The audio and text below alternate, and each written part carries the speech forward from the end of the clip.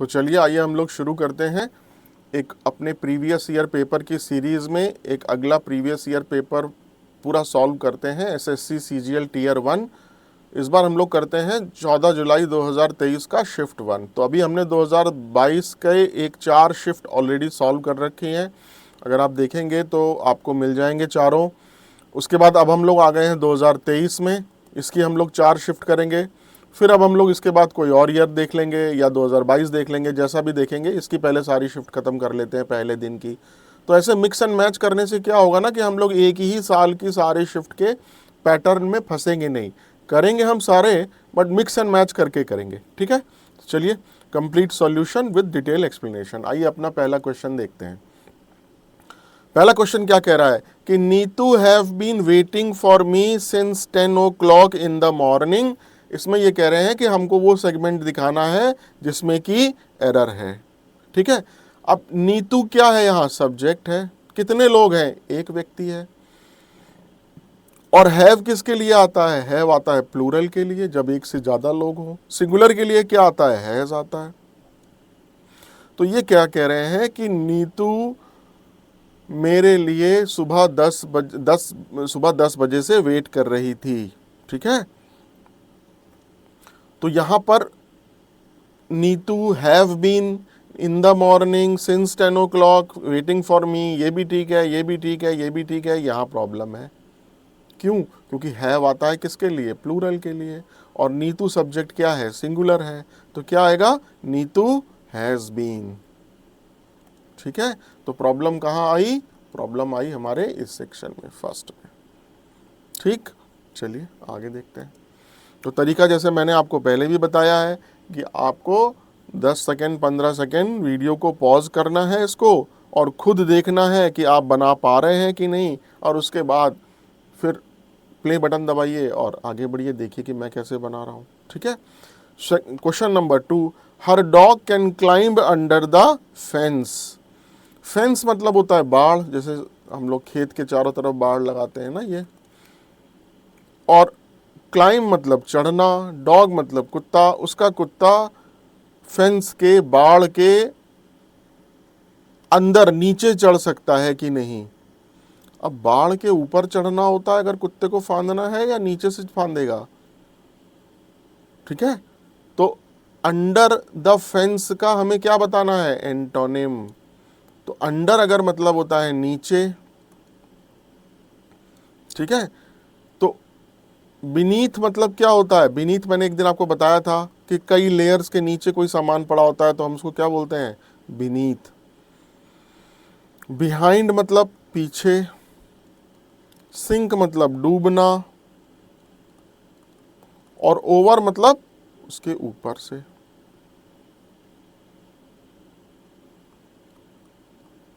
ठीक है। तो अंडर मतलब नीचे, तो इसका एंटोनिम क्या हो गया, ओवर, ठीक है। तो फर्स्ट, इसका सेकंड का आंसर हो गया फर्स्ट, ओवर, अंडर का एंटोनिम, ठीक है। मतलब उसका कुत्ता बाढ़ के ऊपर से चढ़ सकता है, ठीक। तो ये ओवर हो गया। आइए क्वेश्चन नंबर 3। क्वेश्चन नंबर 3 क्या कह रहा है, ये क्या कह रहा है, इनकरेक्टली स्पेल्ड वर्ड बताना है। इस क्वेश्चन में जो भी हमारा जिस वर्ड की स्पेलिंग गलत हो, तो पहले तो हम आइए क्वेश्चन समझ लेते हैं। ये कह रहे हैं, the village beggars no longer ill at ease in the gathering of glittering dignitaries sat in their assigned rows and joked with vegetarian Brahmin apprentices। अब अननेसेसरी जो वर्ड, जो सेंटेंस है ना, उसको थोड़ा सा ऐसा बना देते हैं कि जो लोग हिंदी मीडियम के लोग हों वो समझेंगे कि अरे क्या आ गया। इसको तोड़ लीजिए, कोई भी अगर आपको चीज़ मुश्किल लगे ना, उसको डिफरेंट पार्ट में डिवाइड कर लीजिए। द विलेज बेगर्स मतलब गांव के भिखारी। No longer ill at ease, ease बना है ईजी से, ठीक है। ईज का मतलब होता है असहज होना, इल एट ईज का मतलब होता है असहज होना, ठीक। नो लॉन्गर मतलब और अब नहीं। तो जो गांव के भिखारी थे अब असहज नहीं थे इन the gathering of glittering dignitaries, gathering मतलब सभा, ग्लिटरिंग मतलब होता है जैसे कोई चीज चमचमाती हुई, डिग्निटरीज मतलब होता है गणमान्य लोग। तो जो गांव के भिखारी थे वो जो चमचमाते हुए गणमान्य लोग थे उनकी सभा में अब असहज महसूस नहीं करते थे। No longer ill at ease, sat in their assigned rows, वो बैठ गए जो उनको पंक्ति निर्धारित करी गई थी। एंड जोक्ड विद वेजिटेरियन ब्राह्मण अप्रेंटिसेस, और उन्होंने मजाक करने लगे शाकाहारी ब्राह्मण अप्रेंटिसेस मतलब जो शिष्य होते हैं, जो दीक्षा ग्रहण कर रहे होते हैं ना, उनको बोलते हैं शिष्य। ठीक है, तो जो गांव के भिखारी थे अब चमचमाते गणमान्य लोगों में अब असहज नहीं थे, और वो उनको जो निर्धारित उनकी पंक्ति थी उसमें बैठ गए, और जो वेजिटेरियन ब्राह्मण अप्रेंटिसेस थे, जो शाकाहारी ब्राह्मण शिष्य थे, उनके साथ मजाक करने लगे। बिल्कुल सही। अब असाइंड में कहीं कोई गलती नहीं, अप्रेंटिसेस में कहीं कोई गलती नहीं, बेगर्स में कहीं कोई गलती नहीं, ग्लिटरिंग में गलती है भाई। क्या गलती है? GLITTIERING,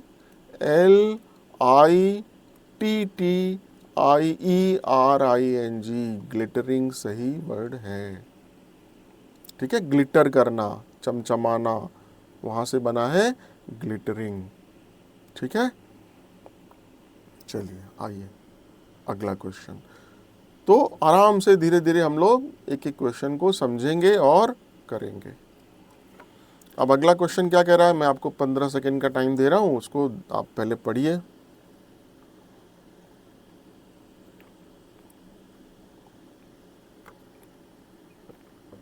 चलिए, select the option that expresses the given sentence in passive voice. Active voice में सेंटेंस दे रखा है, उसको पैसिव वॉइस में कन्वर्ट करना है। अब पहले तो समझ लेते हैं हम कि एक्टिव पैसिव में अंतर क्या होता है। हर पेपर में मैं समझाता हूँ, फिर भी एक्टिव वॉइस में जो फोकस होता है वो किस पे होता है? सब्जेक्ट पे। पैसिव वॉइस में फोकस किस पे होता है? ऑब्जेक्ट पर और या फिर एक्शन पर, जो कार्य हो रहा है। ठीक है, सब्जेक्ट क्या होता है? कर्ता, जिसके द्वारा कार्य किया जाता है। तो the companies board of director will announce the financial results at the annual meeting tomorrow. ये कह रहे हैं कि जो कंपनी का निदेशक मंडल है वो फाइनेंशियल रिजल्ट्स मतलब जो वित्तीय नतीजे हैं कंपनी के, उसको वार्षिक बैठक में कल अनाउंस करेगा। ठीक है, तो यहां पर अनाउंस कौन करेगा? किसके द्वारा अनाउंस किया जा रहा है? कंपनी बोर्ड ऑफ डायरेक्टर के द्वारा। तो यहां इसमें सब्जेक्ट क्या हो गया? कंपनीज बोर्ड ऑफ डायरेक्टर क्या हो गया? सब्जेक्ट हो गया। ठीक है, तो फोकस किस पे है? सब्जेक्ट पे है ये। अब हमें इसे कन्वर्ट करना है पैसिव पे। तो पहली बात तो फोकस हमें या तो ऑब्जेक्ट पे लाना पड़ेगा और या एक्शन पे लाना पड़ेगा, और ये तो हो गई पहली चीज़। और दूसरी चीज़ क्या है? हमको ये देखना पड़ेगा कि बी के साथ वर्ब की थर्ड फॉर्म आनी चाहिए। ठीक है, तो अब उसमें ऑब्जेक्ट क्या है? किसको अनाउंस किया जा रहा है? फाइनेंशियल रिजल्ट्स को। तो इसका मतलब फाइनेंशियल रिजल्ट्स हमारा पहले आ गया, तो हमने पहले कर लिया financial results.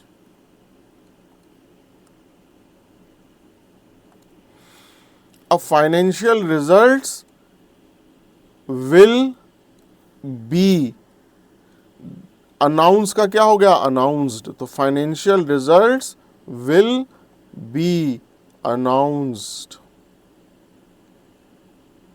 by the company's board of directors at the annual meeting tomorrow। अब will have been भी गलत है, are being भी गलत है क्योंकि will भी नहीं आ रहा,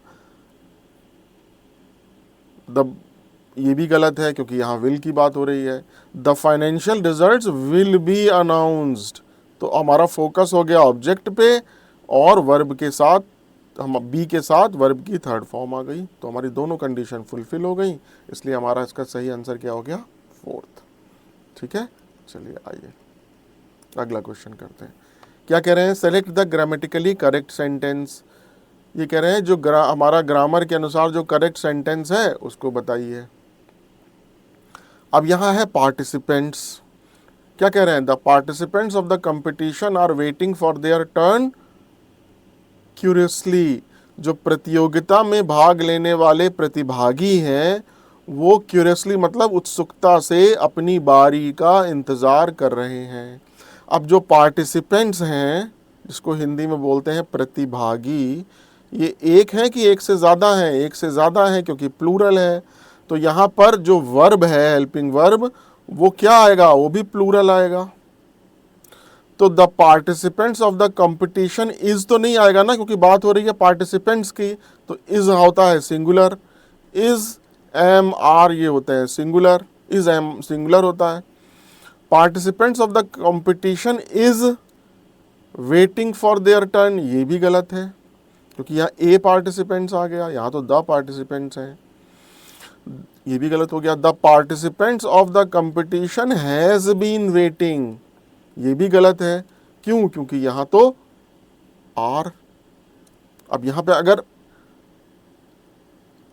the participants of the competition, अगर यहां हैव होता, past perfect, present perfect continuous, तब तो सही होता।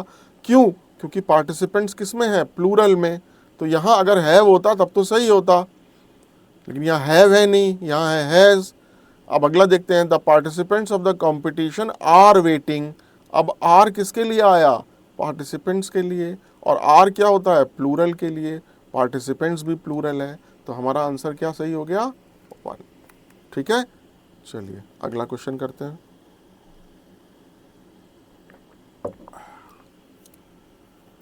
अगला क्वेश्चन क्या कह रहा है?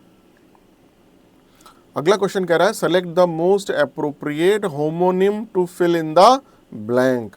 होमोनिम क्या होता है? होमोनिम एक ऐसा वर्ड होता है जिसकी स्पेलिंग लगभग और जिसका प्रोनाउंसिएशन लगभग,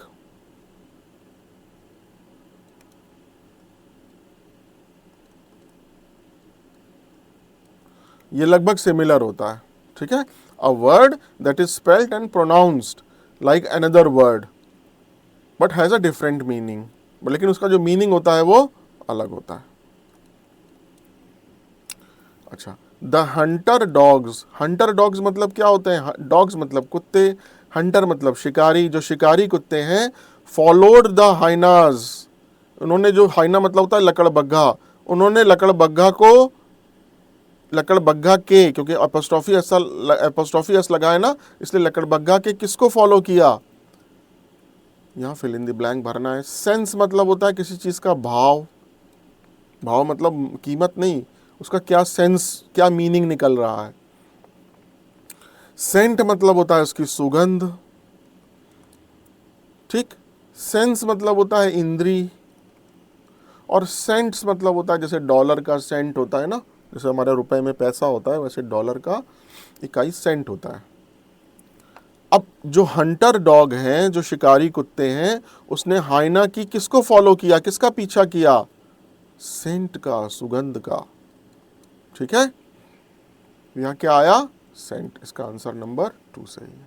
अगला क्वेश्चन, ये क्या कह रहे हैं? The sentences of a paragraph are given below in jumbled order, मतलब PQRS का क्वेश्चन है ये, इसको हमें अरेंज करना है। चलिए पहले तो पढ़ते हैं। क्या कह रहा है? The top band is made of saffron which symbolises power and courage. ये कह रहे हैं कि जो टॉप बैंड है, जो शीर्ष पट्टी है, वो किससे बनी हुई है? सेफ्रॉन से, मतलब केसरिया कलर से, जो किसको सिंबल करता है, जो किसका प्रतीक है? पावर का, साहस का, और ताकत का और साहस का। ठीक है, अच्छा, the constituent assembly adopted our national flag. Constituent assembly मतलब संविधान सभा, अडॉप्टेड मतलब उन्होंने अपनाया, किसको? अपने राष्ट्रीय ध्वज को, जिसको तिरंगा कहते हैं, विच मीन्स ट्राई कलर। ठीक है, जिसका मतलब है ट्राई कलर। किस तारीख को? 22 जुलाई 1947 को। ठीक है, तो जो संविधान सभा थी उसने जो हमारा नेशनल फ्लैग है, राष्ट्रीय ध्वज है, उसको अपनाया किस तारीख को? 22 जुलाई 1947 को। As a symbol of nationalism and freedom, राष्ट्रीयता और स्वतंत्रता के सिंबल के रूप में, ठीक है।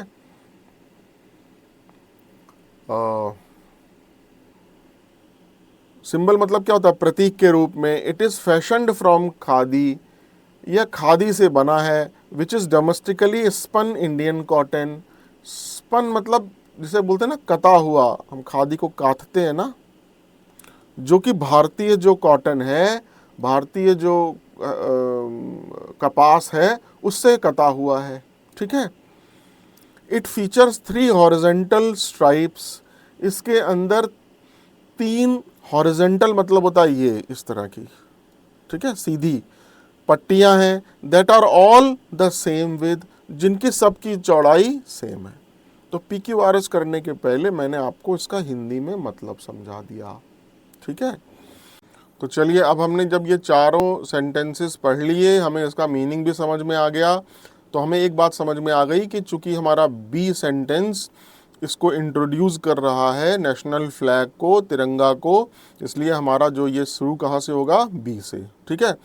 अब द टॉप बैंड ये तो होगा नहीं इसके बाद, क्योंकि इसके जब हमने नेशनल फ्लैग बताया तो नेशनल फ्लैग के बारे में जो बेसिक चीज़ें हैं उसकी जानकारी होनी चाहिए ना। अब या तो सी होगा या डी होगा। सी क्या कह रहे हैं, it is fashioned from khadi which is domestically spun Indian cotton. और डी क्या कह रहे हैं, इट फीचर्स 3 हॉरिजेंटल स्ट्राइप्स। तो जब आपने नेशनल फ्लैग को इंट्रोड्यूस किया तो उसके बाद सेकंड चीज़ ये आनी चाहिए, लॉजिकली जो फॉलो होना चाहिए स्टेप, वो ये कि वो किससे मिल के बना है, ठीक है। किससे मिलके बना है, खादी से, ठीक है। और ये किसको सिंबल कर रहा है, नेशनलिज्म को और स्वतंत्रता को और राष्ट्रवाद को। फ्रीडम मतलब स्वतंत्रता और नेशनलिज्म मतलब राष्ट्रवाद। और ये खादी से बना है जो कि घरेलू स्तर पे भारतीय कपास से काती जाती है, ठीक है। उसके बाद हो गया सी।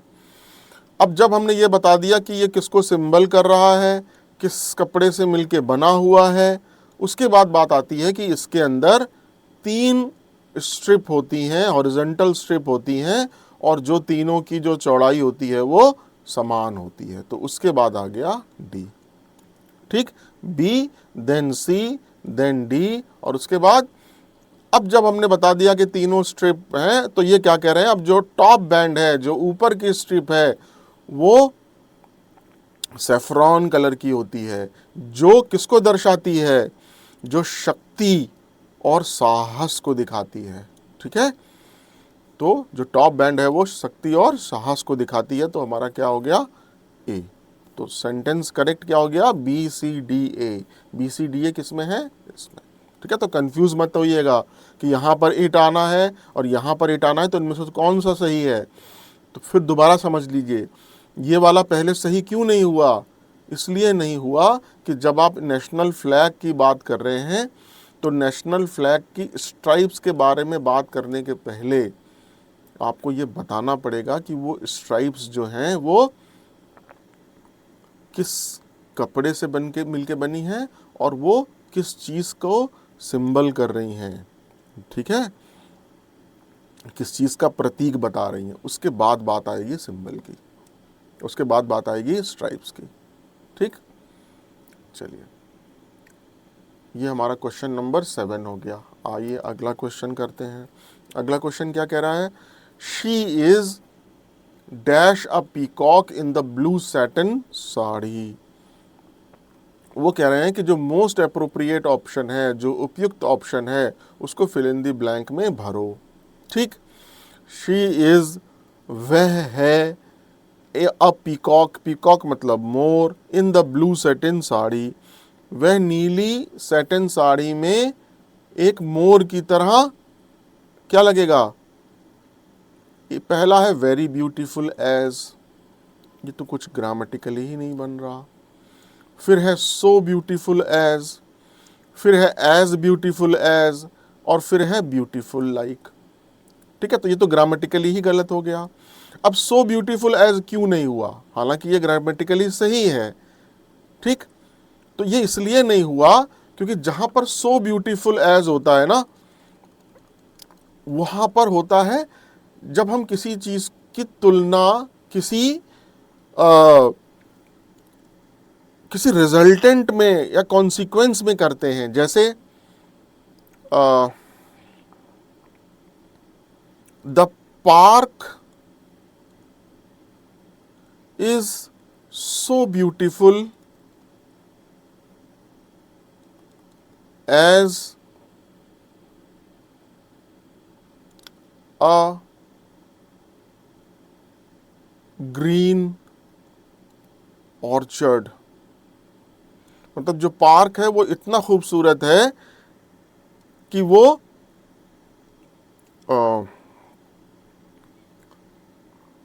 एक हरे बागान की तरह लग रहा है। जो पहाड़ों पे हरे बागान होते हैं ना, उनकी तरह लग रहा है। तो जब हमने क्या किया, इसको किसी चीज का रिजल्टेंट बताया।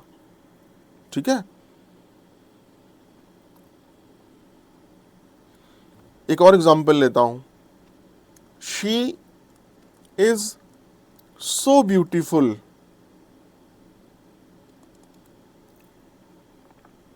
That everyone admires her। ADMIRES, admires her। वो इतनी सुंदर है कि हर व्यक्ति उसकी तारीफ करता है। तो जब भी आपका सो ब्यूटीफुल आएगा ना, तो उसके बाद हमेशा उसका एक निर्णायक कोई बात आएगी, रिजल्टेंट है। वो इतनी खूबसूरत है कि हर व्यक्ति उसकी तारीफ करता है। ठीक है, एज का प्रयोग आप जब भी करते हैं, ठीक है, वो तब करते हैं जब हम किसी चीज की इक्वलिटी का कंपैरिजन कर रहे हों। जो इक्वलिटी है ना, उसका कंपैरिजन हम कर रहे हों, तब हम यहां लगाते हैं एज। तो शी इज एज ब्यूटीफुल, वो इतनी सुंदर है जैसे एक पीकॉक, एक मोर ब्लू सैटिन साड़ी में हो। ठीक है, मतलब वो इतनी सुंदर है ब्लू सैटिन साड़ी में जितना एक पीकॉक हो। ठीक, मतलब मोर हो। तो as beautiful as is the correct. तो अंतर समझ में आ गया ना आपको। अच्छा, अब आगे बचा ब्यूटीफुल लाइक। ये भी ग्रामेटिकली सही है। ब्यूटीफुल लाइक का प्रयोग तब करते हैं जब हम किसी से कंपैरिजन कर रहे हों, किसी व्यक्ति से। ठीक है ना, मतलब डायरेक्ट कंपैरिजन कर रहे हों। अब डायरेक्ट कंपैरिजन का मतलब मानव का मानव से। जैसे अगर मैं यहां लिखूं कि शी इज ब्यूटीफुल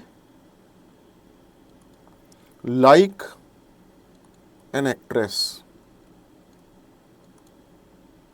ठीक है ना, अब एक एक्ट्रेस से हम उसकी डायरेक्ट तुलना कर रहे हैं, तो यहां पर ब्यूटीफुल लाइक हो गया। तो आपको समझ में आना चाहिए कि ब्यूटीफुल लाइक का प्रयोग कहां होगा, सो ब्यूटीफुल का मतलब कहां होगा प्रयोग, और एज ब्यूटीफुल एज का प्रयोग कहां होगा। ठीक है, यहां पर एज ब्यूटीफुल एज का प्रयोग इसलिए हुआ क्योंकि हम इक्वलिटी का कंपैरिजन कर रहे हैं। ठीक है, he is as tall as Amitabh Bachchan. तो हम अमिताभ बच्चन की जो टॉल, लंबाई, ऊंचाई की तुलना उसकी लंबाई से, ऊंचाई से कर रहे हैं ना, तब एज टॉल एज आया। तो आपको ये क्लियर बिल्कुल होना चाहिए कि हम कहाँ पर ब्यूटीफुल लाइक करेंगे, कहाँ एज ब्यूटीफुल एज करेंगे, कहाँ सो ब्यूटीफुल करेंगे। ठीक है, आशा है ये एक्सप्लेनेशन आपको समझ में आ गया होगा। चलिए अगला करते हैं। अगला क्वेश्चन क्या कहता है, फिर वही जम्बल्ड ऑर्डर में है, अरेंज करना है। तो PQRS का क्वेश्चन है, तो पहले तो हम पढ़ लेते हैं। ये कह रहे हैं he repeated the experiment increasing the amount until he had weighed up to 1000 pounds. उसने उस प्रयोग को दोहराया, उसकी मात्रा तब तक बढ़ाई जब तक कि वो 1000 पाउंड नहीं पहुंच गया। चलिए,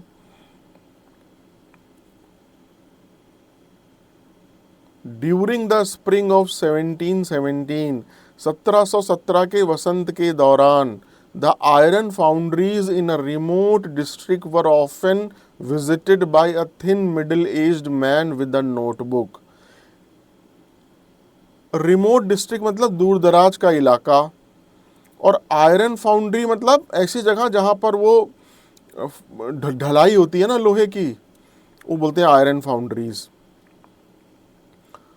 तो 1717 के वसंत के दौरान दूर दराज के इलाकों में एक मिडिल एज का व्यक्ति, उसके हाथ में एक नोटबुक होती थी, वो वहां अक्सर ही जाया करता था, दौरा किया करता था अक्सर उसका। ठीक है। 3 cauldrons were next prepared under his directions. 3 cauldron उसके निर्देश में प्रिपेयर किए गए। कॉल्ड्रन्स मतलब होता है जैसे हिंदी में हम खाना पकाते हैं ना, कढ़ाई जिसको बोलते हैं, बहुत बड़ा चीज़ जिसमें खाना पकाया जाता है, कॉल्ड्रन्स होता है।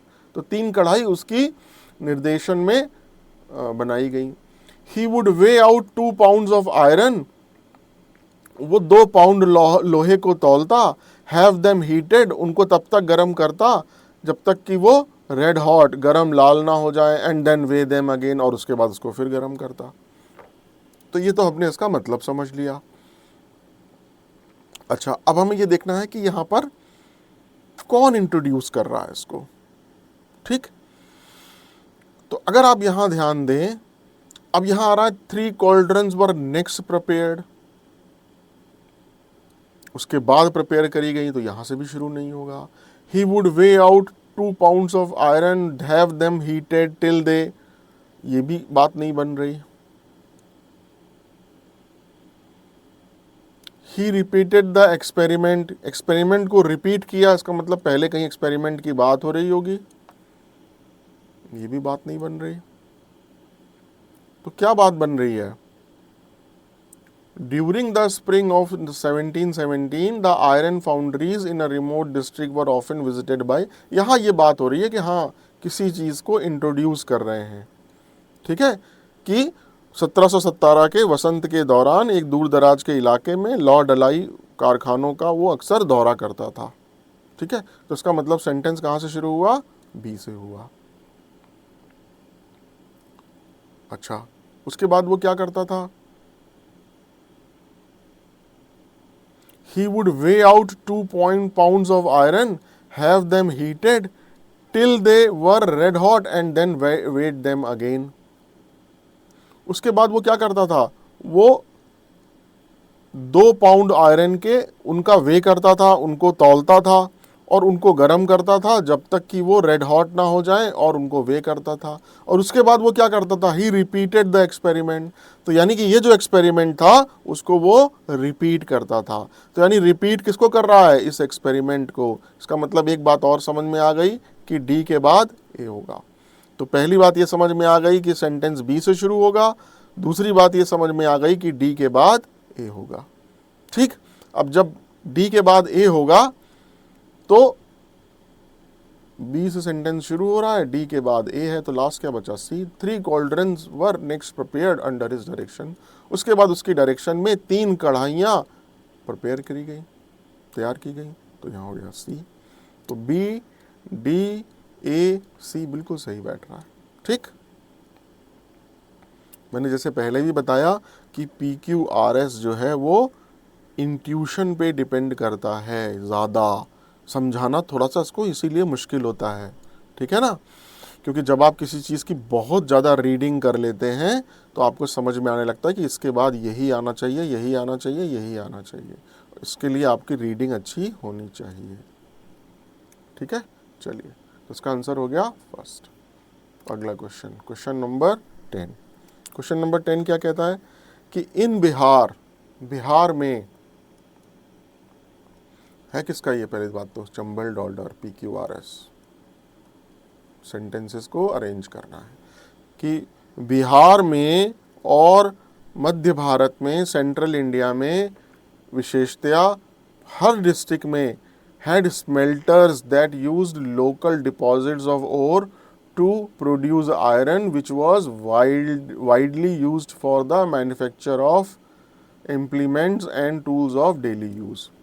तो कह रहे हैं बिहार में और मध्य भारत में स्पेशली हर शहर में, हर डिस्ट्रिक्ट में स्मेल्टर्स होते थे।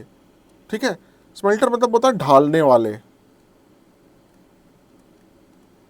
स्मेल्टरिंग एक प्रोसेस होता है ना, इसका मतलब होता है ढालना किसी चीज़ को, जैसे लोहे को ढालना, उसको बोलते हैं स्मेल्टरिंग। ठीक, तो ये क्या कह रहे हैं कि हर शहर में ढालने वाले होते थे, जो कि जो अयस्क होता है ना, लौह अयस्क इसको बोलते हैं, जिससे लोहा बनता है, उसके जो डिपॉजिट्स होते हैं, भंडार होते हैं, उसको वो यूज़ करते थे टू प्रोड्यूस आयरन, लोहे को प्रोड्यूस करने के लिए, विच वॉज वाइडली यूज्ड, जिसका कि प्रयोग किया जाता था टूल्स, जो डेली यूज में टूल्स होते हैं उनको बनाने के लिए और उनका उपयोग करने के लिए। ठीक है, the smelting was done by men while women worked on the bellows. ये कह रहे हैं कि जो स्मेल्टिंग होती थी, यानी कि जो लोहे को ढालने वाला काम होता था, वो पुरुष करते थे, और जबकि जो वोमेन औरतें होती थी वो worked on the bellows. Bellows मतलब होता है जैसे किसी चीज़ को हवा देने के लिए ऐसे धौंकनी होती है ना, उसको हम हिंदी में बोलते हैं, जिसमें आदमी फूंकता है ताकि आग और बढ़े। तो जो वुमेन होती थी वो उस धौंकनी पे काम करती थी। Pumping air that kept the charcoal burning, जिससे कि जो हवा को पंप करती थी, जिससे जो चारकोल था वो जलता रहता था। But iron smelting in India was extremely common till the end in the 19th century. लेकिन जो लोहे को जो ढालने वाला काम था भारत में, वो बहुत ज़्यादा आम था 19वीं शताब्दी के अंत तक। ठीक, प्रोडक्शन ऑफ वुड्स स्टील, ये स्टील का एक प्रकार होता है वुड्स स्टील। जो वुड स्टील का जो प्रकार है, प्रोडक्शन है, वो एक बहुत ही विशिष्ट तकनीक होती है आयरन को, लोहे को परिष्कृत करने के लिए। रिफाइन का मतलब परिष्कृत करना। ठीक, तो अगर आप ध्यान दें, ये सारी बात हो रही है लोहे के परिष्कृत के बारे में, ठीक है, उसको ढालने के बारे में। तो अब यहाँ लिखा है बट, इसका मतलब कोई बात कही होगी, उसके इसके लिए बट आ रहा है। ठीक, यहाँ भी लोहे को ढालने की बात हो रही है, यहाँ भी बताया जा रहा है कि स्मेल्टर्स क्या करते थे। तो अगर आप ध्यान दें तो जो इंट्रोड्यूस कर रहा है इसमें, वो क्या इंट्रोड्यूस कर रहा है कि वुड स्टील के बारे में बात हो रही है ये। ठीक है, तो वुड स्टील एक बहुत ही अलग तरीके का स्टील होता है, धातु होती थी जो भारत में ही पाई जाती थी। ठीक है ना, हम लोग कहते थे उस टाइम पे कि टीपू सुल्तान की जो तलवार थी ना,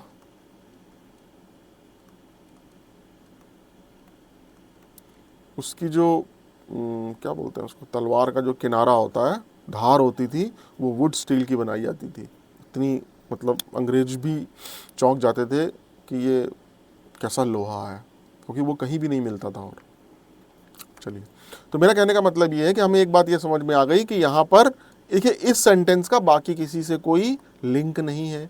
इसका मतलब ये हो वुड स्टील का, इसका मतलब ये हुआ कि यहाँ पर इंट्रोड्यूस किया जा रहा है। तो ये बात हमें समझ में आ गई कि बात कहाँ से शुरू हो रही है, डी से। जब हमें एक बार बात ये समझ में आ गई कि ये डी से शुरू हो रहा है, तो हम क्यों ना यहाँ की हेल्प लें और देखें कि क्या अगर डी से बात हमारी जब पक्की हो गई तो उसके बाद सी आ सकता है। तो ये क्या कह रहे हैं कि वुड स्टील के उत्पादन के लिए लोहे को परिष्कृत करने की जो हाईली स्पेशलाइज, अत्यधिक विशिष्ट तकनीक की आवश्यकता होती है। ठीक, लेकिन but iron smelting in India was extremely common. लेकिन लोहे को जो गलाने की तकनीक थी वो बहुत ज़्यादा कॉमन थी, बहुत आम थी 19वीं शताब्दी के अंत तक। तो ये बिल्कुल सही बैठ रहा है डी के बाद। ठीक, उसके बाद the smelting was done by men while women worked on the bellows. अच्छा, ये क्या कह रहा है, in Bihar and central India, Bihar और सेंट्रल इंडिया के बाद में स्पेशली पार्टिकुलरली विशिष्ट तौर पे हर डिस्ट्रिक्ट में स्मेल्टर्स जो ढालने वाले थे, वो लोकल आयरन और के लौह खनिज के जो लोकल डिपॉजिट्स थे उनको प्रोड्यूस, उससे को यूज़ करते थे, प्रोड्यूस करते थे लोहे का प्रोड्यूस करने के लिए, which was widely use for the manufacture of implements and. ठीक है, बिल्कुल सही है। तो हमें सिर्फ क्या देखना है अब, जब डी अगर आ गया पकड़ में, कि कहीं सी ए जो है सी के बाद मिसफिट तो नहीं हो रहा है, फिट हो रहा है कि नहीं, फिट हो रहा है। जब फिट हो रहा है तो हमने इसके एक जो हिंट दिया है उसका हमने फायदा उठाया। उसके बाद लास्ट क्या है, the smelting was done by main, जो लोहे को गलाना है वो पुरुषों द्वारा किया जाता था, जबकि जो औरतें हैं वो धौकनी पे काम करती थी और चारकोल बर्निंग में जिसको एयर पंप करती थी, जिससे चारकोल बर्निंग होती रहती थी। तो बिल्कुल सही है बी। तो डी सी ए बी हमारा बिल्कुल फिट बैठ रहा है, कहीं कोई प्रॉब्लम नहीं है। जब हमने एक बार पकड़ लिया कि प्रोडक्शन ऑफ वुड स्टील की बात हो रही है और यहां से हमें क्या कर रहा है, इसको इंट्रोड्यूस कर रहा है। ठीक है, चलिए आगे बढ़ते हैं। तो answer is D C A B. Good question. उसके बाद question number 11, select the most appropriate meaning of the underline idiom. ये कह रहे हैं जो ईडीएम दिया हुआ है उसकी अप्रोप्रिएट मीनिंग बतानी है। क्या ईडीएम दिया है, Pooja tried to explain the problem, Pooja ने समस्या को समझाने की कोशिश करी, but soon she tied herself in the knots. Knots मतलब क्या होता है, उलझन। टाइड मतलब होता है बांधना, बट जल्द ही उसने अपने आप को उलझनों में बांध लिया। पूजा ने प्रॉब्लम को समझाने की कोशिश करी, लेकिन उसने जल्द ही अपने आप को उलझनों में बांध लिया। तो क्या कह रहे हैं, tied herself in the knots का मतलब बताओ। ठीक, पहला क्या है, be forced to explain your action and probably punished. अपने कार्यों को एक्सप्लेन करने के लिए मजबूर किया जाए और प्रोबेबली मतलब संभवतः आपको पनिश किया जाए, दंडित किया जाए। ये तो बात है नहीं, वो तो बात हो रहा है कि उसने अपने आप को उलझनों में बांध लिया, कुछ प्रॉब्लम एक्सप्लेन करने की कोशिश कर रही थी। Become very confused when you are trying to explain something. बहुत कंफ्यूज हो जाए कोई व्यक्ति, बहुत भ्रमित हो जाए जब आप किसी को कुछ समझाने की कोशिश कर रहे हैं। ये ठीक लग रहा है, क्यों, क्योंकि यहाँ लिखा है ना कि जब उसने कोई चीज़ समझाने की कोशिश करी प्रॉब्लम को, तो उसने अपने आप को उलझनों में बांध लिया। फिर भी आगे पढ़ते हैं, make no progress in an argument or discussion, किसी तर्क या चर्चा में कोई प्रगति ना करें। Won't modify an opinion or agree to even small changes that another person wants, किसी राय में कोई बदलाव नहीं करेंगे या कोई दूसरा व्यक्ति जो छोटा मोटा बदलाव चाहता है उसके लिए सहमत नहीं होंगे। तो ये भी बात नहीं है। तो बात क्या है, she tied herself in the knots, उसने अपने आप को उलझनों में बांध लिया। बिकम वेरी कंफ्यूज्ड, बहुत ज़्यादा भ्रमित हो जाना जब आप किसी को कोई भी चीज़ एक्सप्लेन करने की कोशिश कर रहे हो। ठीक है, तो इसका आंसर क्या हो गया, सेकंड। आइए अगला क्वेश्चन करते हैं। ठीक है, चलिए मैं आपको 5 मिनट नहीं 15 सेकंड का टाइम देता हूँ, पानी भी पी लेता हूँ जब तक। देखिए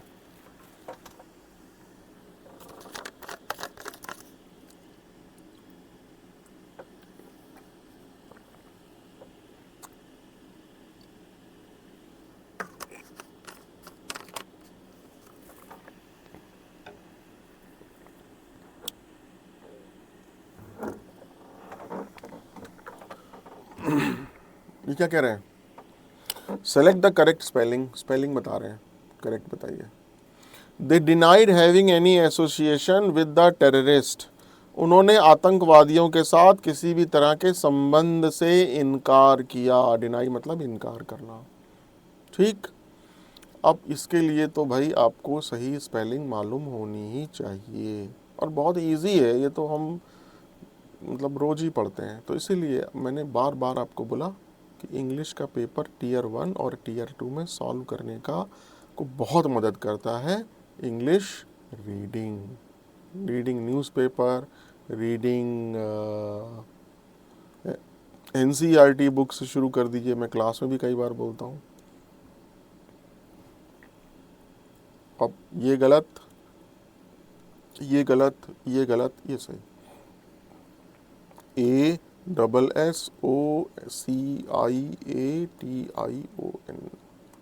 association is the correct spelling.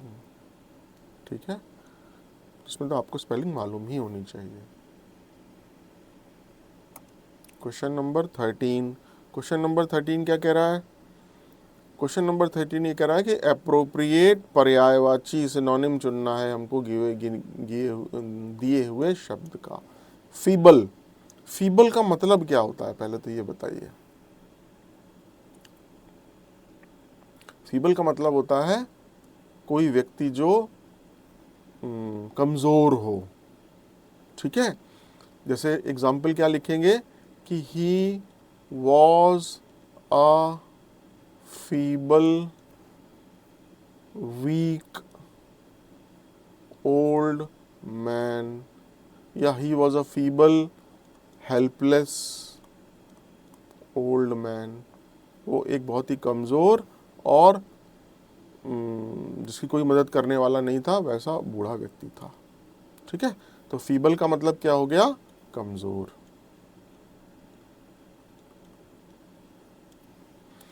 अनहीडफुल का मतलब होता है असावधान।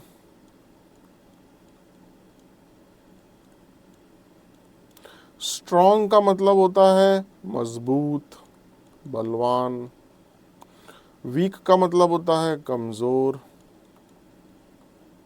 और बेनफुल का मतलब होता है जब कोई चीज हानिकारक होती है, जो आपको हानि पहुंचा सकती है, ठीक है। तो अगर तो एंटोनिम दिया होता तब तो ये ठीक होता, लेकिन यहां क्या कह रहे हैं, सिनोनिम। सिनोनिम कमजोर का, फीबल का सिनोनिम क्या हुआ, वीक, ठीक है ना, कमजोर। चलिए अगला क्वेश्चन, बहुत इजी क्वेश्चन था ये तो। क्वेश्चन नंबर 14 ये कह रहा है कि इसका पैसिव वॉइस बनाना है। अच्छा चलिए आप बनाते हैं passive voice. He won't receive any better choice than this from anywhere. अब मैंने पहले भी बताया एक्टिव और पैसिव में फोकस होता है हमारा किसके ऊपर, सब्जेक्ट के ऊपर। यहाँ फोकस किसके ऊपर होता है, या तो ऑब्जेक्ट पे या एक्शन पे, पहली बात। और दूसरी बात, बी के साथ वर्ब की थर्ड फॉर्म आती है, ठीक है।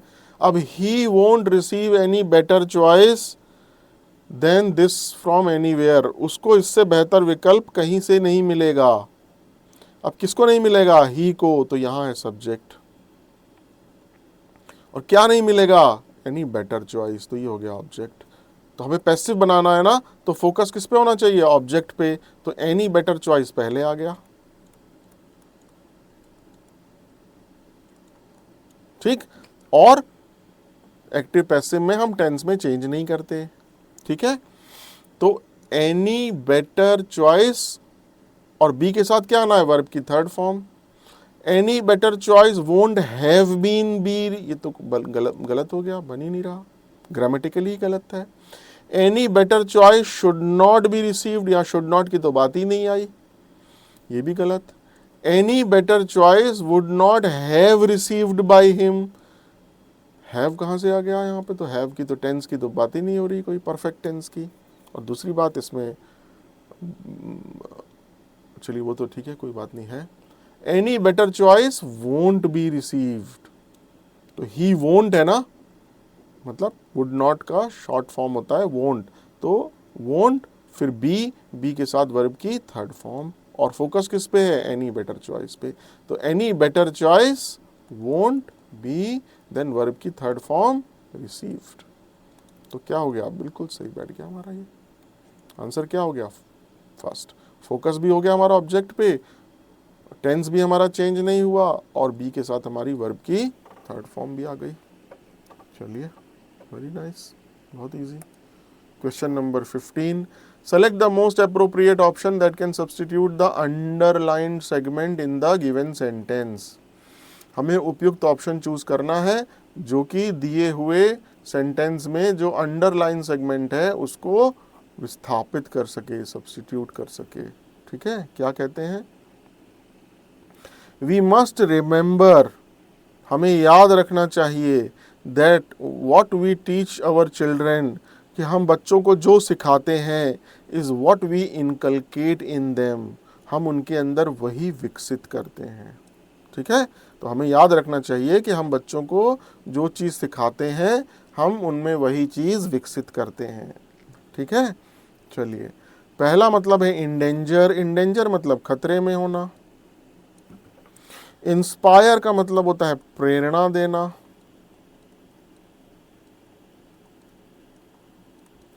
इंस्टिल मतलब होता है किसी चीज के अंदर आप कोई चीज स्थापित करते हैं, उसको बोलते हैं इंस्टिल करना। और इंपोर्ट का मतलब होता है किसी चीज को आयात करना। तो क्या कह रहे हैं, ये हमें निकालना किसका, अंडरलाइन ये है इनकलकेट। तो हमें याद रखना चाहिए कि हम बच्चों को जो सिखाते हैं हम उनके अंदर वही विकसित करते हैं। तो किसी चीज़ के अंदर कोई चीज़ विकसित कर रहे हैं तो मतलब क्या हो गया, इंस्टिल कर रहे हैं। ठीक है, तो इसका आंसर क्या हो गया, इंस्टिल करना। ठीक है, चलिए next question, question number 16। Select the most appropriate option that can substitute the underline word in the given sentence.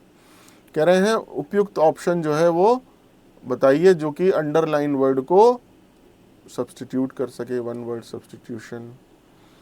She had an ability to persuade others. Persuade मतलब होता है किसी से कोई अपनी बात मनवाना या बात को समझाना।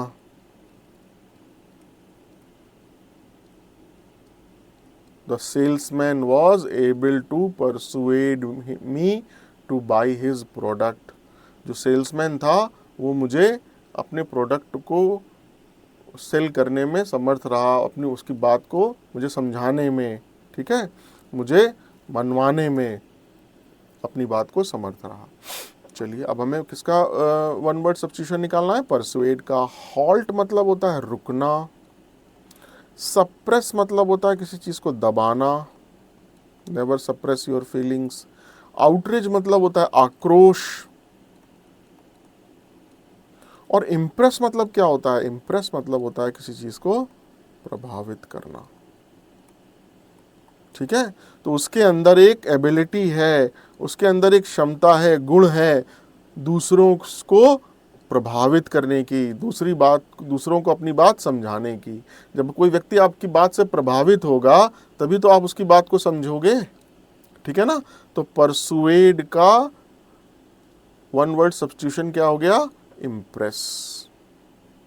ठीक है, चलिए अगला क्वेश्चन, क्वेश्चन नंबर 17। 17 का मतलब क्या कह रहे हैं, एप्रोप्रिएट सिनोनिम निकालना है हमको, पर्यायवाची निकालना है। जेलस, जीलियस, जील, जील मतलब उत्साह और जीलस मतलब उत्साही।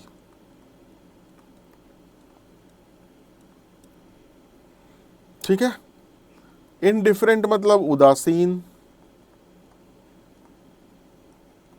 अपैथेटिक मतलब भी उदासीन।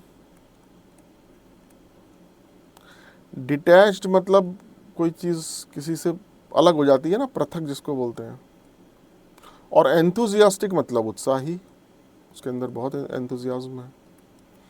ठीक है, तो जीलस का सिनोनिम क्या हो गया, इसका मतलब भी उत्साही और इसका मतलब भी उत्साही। ठीक है, अब आप कहेंगे सर ये अपैथेटिक मतलब भी उदासीन और इनडिफरेंट मतलब भी उदासीन, कुछ तो अंतर होगा। तो जैसे अपैथेटिक होता है ना, मतलब अपैथेटिक का मतलब होता है कि मतलब लैकिंग इंटरेस्ट।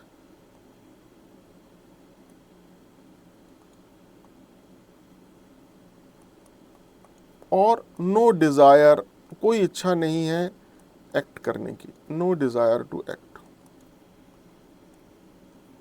ठीक है, वो हो गया, क्या हो गया, वो होता है पैथेटिक। और इनडिफरेंट का मतलब कि कोई फर्क ना पड़ना, इसका मतलब हो गया लैकिंग इंटरेस्ट और नो डिजायर टू एक्ट, और इसका मतलब हो गया कोई फर्क ना पड़ना। ठीक, एंथुजियास्टिक मतलब उत्साही और जेलस मतलब भी उत्साही। डिटैच्ड मतलब पृथक। तो इसका आंसर जेलस का क्या हो गया, एंथुजियास्टिक। सिनोनिम पूछा है ना, हाँ ठीक है, बहुत इजी क्वेश्चन आते हैं। Question number 18। क्वेश्चन नंबर 18 का मतलब क्या कह रहे हैं, ये appropriate meaning of the given idiom. Lily livered, lily livered का मतलब क्या होता है, कोई व्यक्ति जो बहुत डरपोक होता है ना, जो अपनी बात को बहुत कॉन्फिडेंस के साथ, बहुत मजबूती के साथ किसी के सामने नहीं रख पाता, तो हम बोलते हैं lily livered. We can not make him as a union president because he is a lily livered. मतलब हम उसको यूनियन का प्रेसिडेंट नहीं बना सकते क्योंकि वो अपनी बात को बहुत कॉन्फिडेंस के साथ नहीं रख पाता है। ठीक है, तो हमें इसका अप्रोप्रिएट मीनिंग बताना है। ब्रेव मतलब होता है बहादुर। कॉमिकल मतलब होता है जब कोई चीज हास्यप्रद होती है। नॉटी मतलब होता है शरारती। बचा क्या? नॉट ब्रेव, बहादुर जो नहीं होता है। तो डरपोक उसी को बोलेंगे ना जो बहादुर नहीं होगा। तो लिली लीवर्ड का मतलब नॉट ब्रेव, यही आंसर हो गया उसका। Question number 19, select the option that can be used as a one word substitution. आज का इस पेपर में वन वर्ड सब्स्टिट्यूशन बहुत आए थे, वेरी नाइस। ठीक है, a thing fit to eat, एक ऐसी चीज जो खाने योग्य है।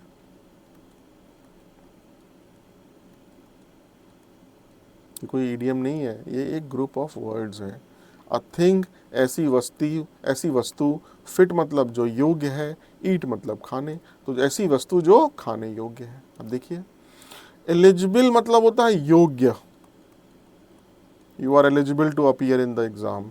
डाइजेस्टिबल मतलब होता है जो उसको पचाया जा सके, जो कि पचने योग्य हो। क्योरेबल मतलब जो उसका उपचार किया जा सके, जो उपचार योग्य हो। दिस डिजीज इज क्योरेबल, ये डिजीज उपचार योग्य है। एडेबल मतलब खाने योग्य। ठीक, बोलते हैं ना एडिबल ऑयल, खाने योग्य तेल। तो a thing fit to eat का मतलब खाने योग्य, और खाने योग्य का सही क्या बना? एडिबल। ठीक है, तो इसका आंसर हो गया 4th। फिर आइए क्वेश्चन नंबर 20। मैं आपको देता हूं 15 सेकेंड, आप इसको करिए।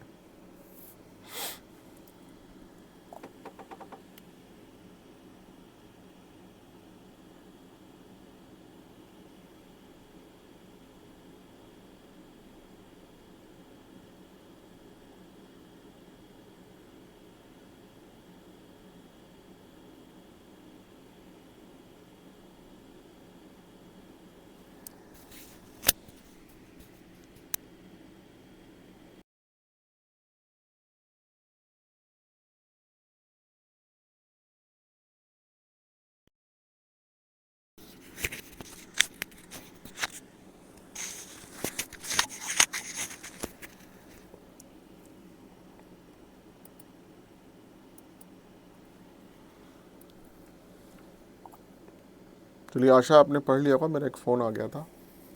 क्या लिखा है? Henry is so servile that other people take advantage of him.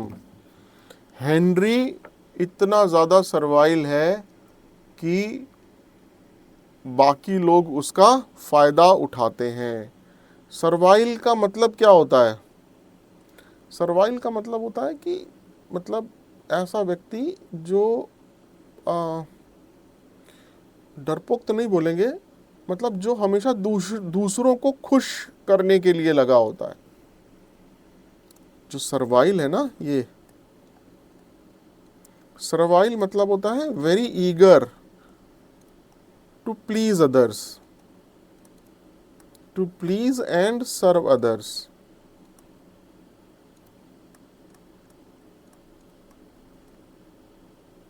ऐसा व्यक्ति जो बहुत उत्साहित रहता है दूसरों को प्लीज, खुश करने के लिए और दूसरों को सर्व करने के लिए।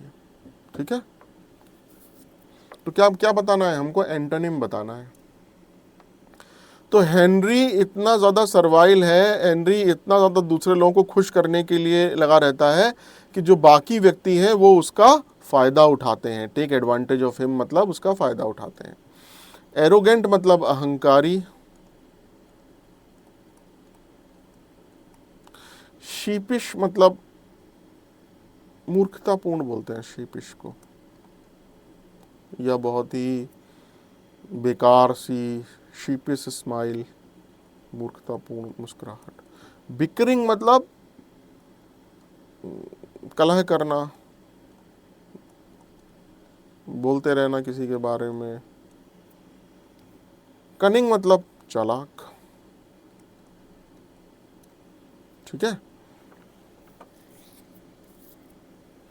तो Henry is so servile that other people take advantage of him.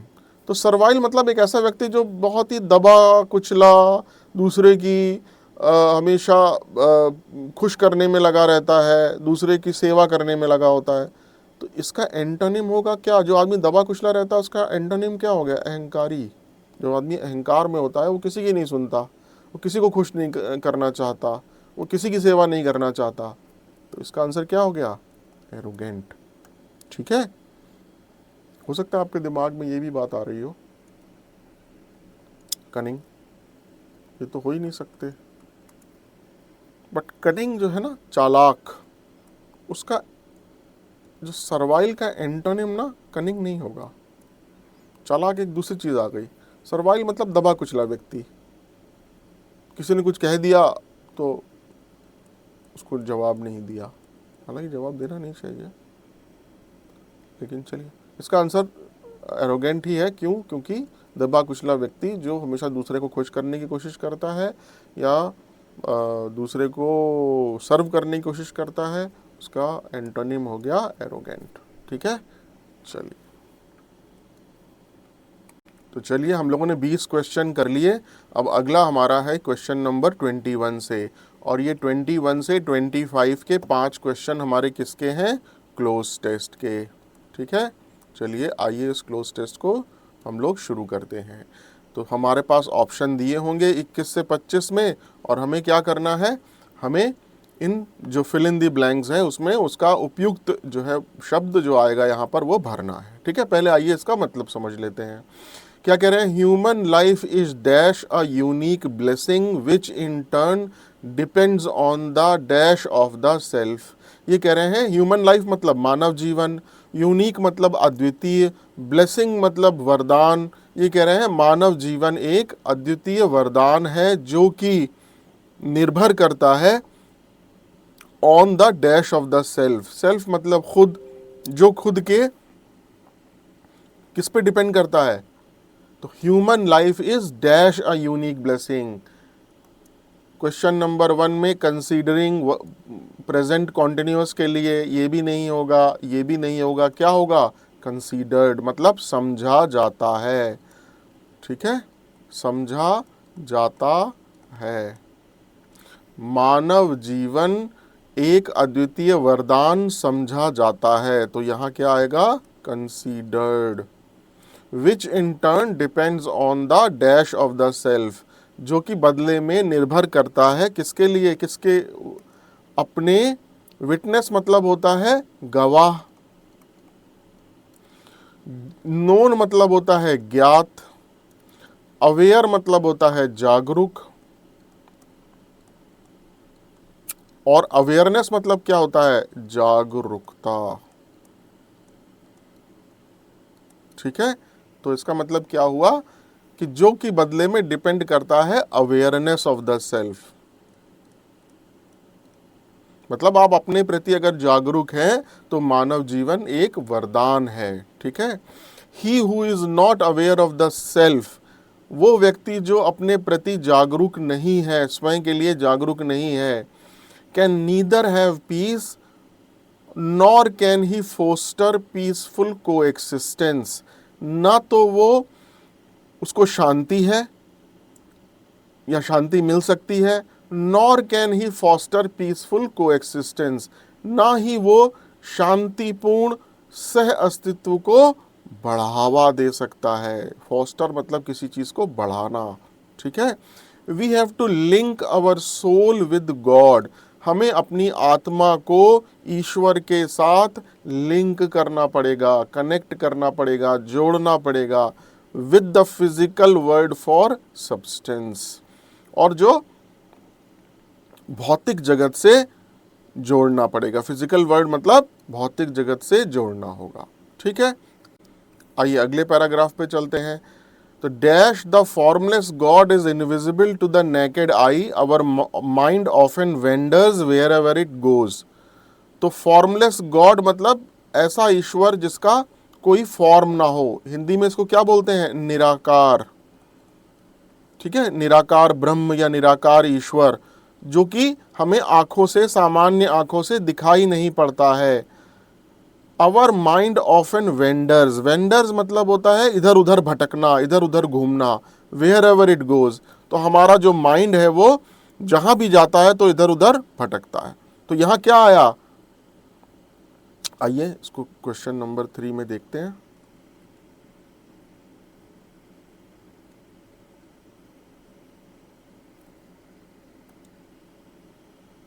अब सिंस मतलब चूंकि, फ्रॉम मतलब से, एज पर मतलब के अनुसार, फॉर मतलब के लिए। तो यहां क्या आएगा? सिंस आएगा ना, सिंस आवर माइंड। ये मैंने शायद पहले कोई क्लास ली होगी तो उसका अभी तक यहां दिया हुआ था। ठीक है, तो क्या आया? Since the formless God is invisible to the naked eye, चूंकि जो निराकार ब्रह्म है वो हमें सामान्य आंखों से दिखाई नहीं पड़ता है, हमारा मस्तिष्क जो है वो जहां भी जाता है वहां भटकता रहता है। ठीक है, dash we are unable to develop any love for the divine, इसलिए हम असमर्थ पाते हैं कुछ भी विकसित करने के लिए। जो हमारा प्रेम है उसको, ईश्वर के प्रति जो हमारा प्रेम है उसको विकसित करने के लिए हम असमर्थ होते हैं। ठीक है, तो यहाँ क्या आता है देखिए, आइए देखते हैं।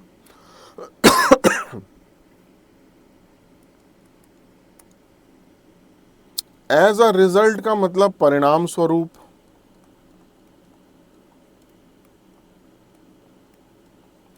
एज अ रिएक्शन का मतलब प्रतिक्रिया स्वरूप, मतलब प्रतिक्रिया उसका रिजल्ट, कॉजिंग मतलब कारण, और एज अ रीजन मतलब कारण के स्वरूप। ठीक है, तो यहां पर क्या आएगा कि चूंकि हम, जो निराकार ब्रह्म है वो हमें सामान्य आंखों से दिखाई नहीं पड़ता है, इसलिए हमारा मस्तिष्क इधर उधर जहां भी जाता है वो घूमता रहता है, भटकता रहता है।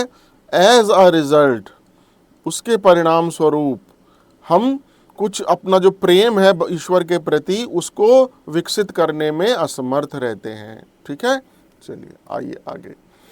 And religion like the white light of heavens, और जो धर्म है वो स्वर्ग की सफेद रोशनी की तरह, dash multi coloured fragmentations by the prism of man and loses its gravity.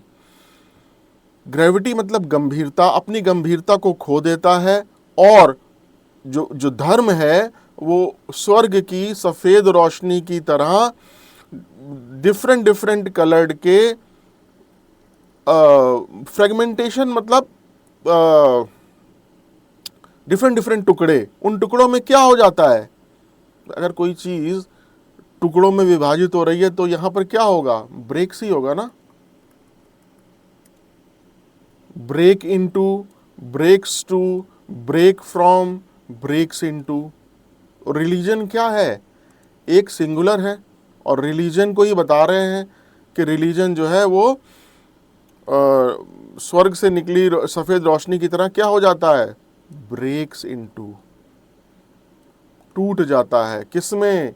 Different different colour की फ्रेगमेंटेशंस में, bye the prism of man and loses its gravity. ठीक, मानव के प्रिज्म के द्वारा और अपनी गंभीरता को खो देता है। इंस्टेड ऑफ यूनाइटिंग, एकजुटता करने के बजाय या एकजुट होने के बजाय, it becomes a major dividing force, यह एक बड़ी विभाजनकारी शक्ति बन जाता है। French philosopher Teilhard Chardin, thinking deeply on meaning of our coexistence of our existence and relationship with the divine expounds, ये कह रहे हैं कि जो फ्रांस के एक दार्शनिक हुए हैं टेलहार्ड चार्डिन, वो बहुत ही गहराई से सोचते हैं अपनी एग्जिस्टेंस की मीनिंग पर, अपने अस्तित्व की मीनिंग पर, के अर्थ पे, और संबंध पे, विद द डिवाइन, जो भगवान के साथ हमारा संबंध है और जो हमारा अस्तित्व है उसके अर्थ पर बहुत ही गहराई से सोचते हैं, एंड एक्सपाउंड्स, और बताते हैं।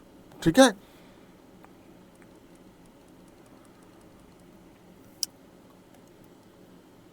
एक्सपाउंड्स का मतलब होता है व्याख्या करना किसी चीज की।